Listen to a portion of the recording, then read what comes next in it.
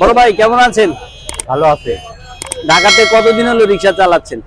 ঢাকাতে আজ 24 বছর ধরে পায়ে রিক্সা চালাচ্ছে আঙ্কেল। তারপরে এই অটো চালাবার দিছে, তাই অটো কিনছি, লোন করে কিনে চালাইতেছি।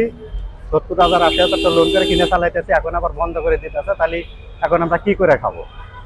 আচ্ছা, ঢাকাতে তো যারা এই যে পায়ে চালিত রিক্সা চালাচ্ছিল, কিন্তু এখন নতুন করে ব্যাটারি চালিত রিক্সা চালানোর কারণটা কি? কারণ এর আগে তো অর্ডার দিয়েই দিছিল, সেই জন্য আমরা অটো আর কি বানাইতে পায়ে রিক্সা চালাতে পারি না, সেই জন্য অটো অর্ডার করা আসছিল, সেজন্য অটো বানাইছি, লোন করে নিয়ে এসে বানাইছি।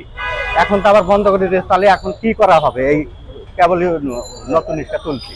না, ঢাকাতে তো বলেছে যে যারা প্রতিবন্ধী তাদের জন্য কিছু আকারে সীমিত করছে, কিন্তু এখন তো দেখ গণহারে সবাই চালাচ্ছে। এখন আমার কথা হলো যে আমি 24 বছর চালাইছি আঙ্কেল, আর এখন আর পার